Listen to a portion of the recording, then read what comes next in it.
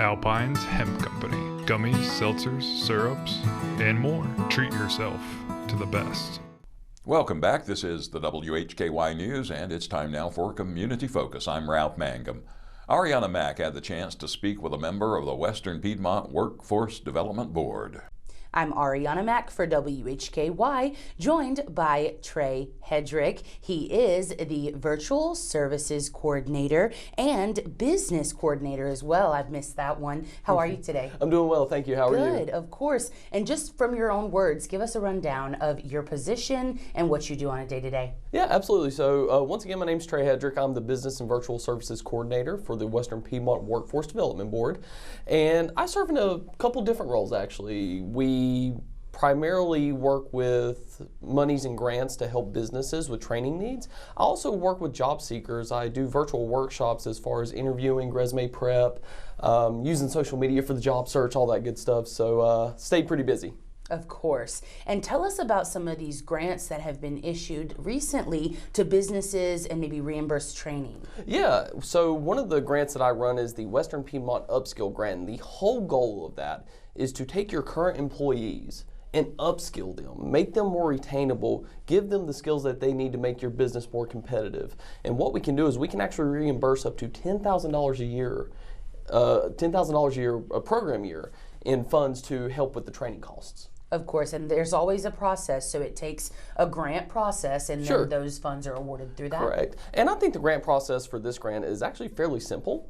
Just getting a little bit of preliminary information together, me working with the business, maybe identifying some possible needs of training providers.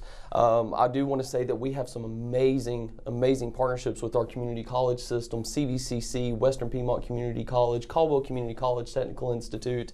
They have amazing customized training opportunities. So if you are an employer and you are wanting to do training, definitely reach out to those guys because they are wonderful and they do a great job in getting trainings that you need for your employees. I would also like to give a big shout out to the chambers of Catawba, Burke, and Caldwell, especially as well as the EDCs, the Economic Development Commissions of Alexander, Burke, Catawba, and Caldwell. They do a lot of work. I am very much a fan of getting awareness out there to the community about NC Works, about these grants, because what you don't know, you don't know. And I want to make sure that the public understands that we are here. We're often called the best kept secret in workforce development, and we don't want to be the best kept secret anymore. We want to be the #1 option for anything that employers and job seekers need. Thank you so much for joining us. I appreciate you for coming in. This has been Trey Hedrick with Western Piedmont Workforce Development Board. I'm Arianna Mack for WHKY. Thanks, Arianna, and thanks to Trey Hedrick for taking time out to speak with us. The North Carolina Department of Health and Human Services began accepting applications from the general public for the Low-Income Energy Assistance Program earlier this month. Rob Eastwood has the details.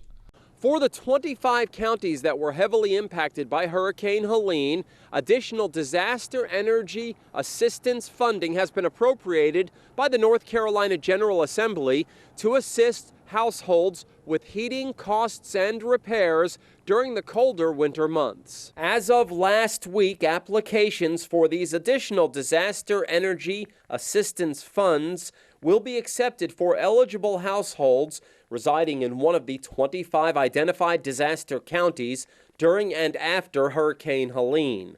These counties include Catawba, Alexander, Burke, Caldwell, Watauga, and Lincoln. Households can apply for both types of funding. Households with heating services or systems that require repairs are currently inoperable, have been disconnected, or are at risk of having their services disconnected can also apply for the Disaster Energy Assistance Funds. Eligible households will receive assistance based on household circumstances and need. Disaster Energy Assistance is a temporary emergency program that helps eligible households and families afford energy heating services after a natural disaster or emergency occurs. You can get much more on this by going to this story at our website, WHKY.com. Reporting for WHKY News, I'm Rob Eastwood. Thanks, Rob. That'll do it for today's edition of Community Focus.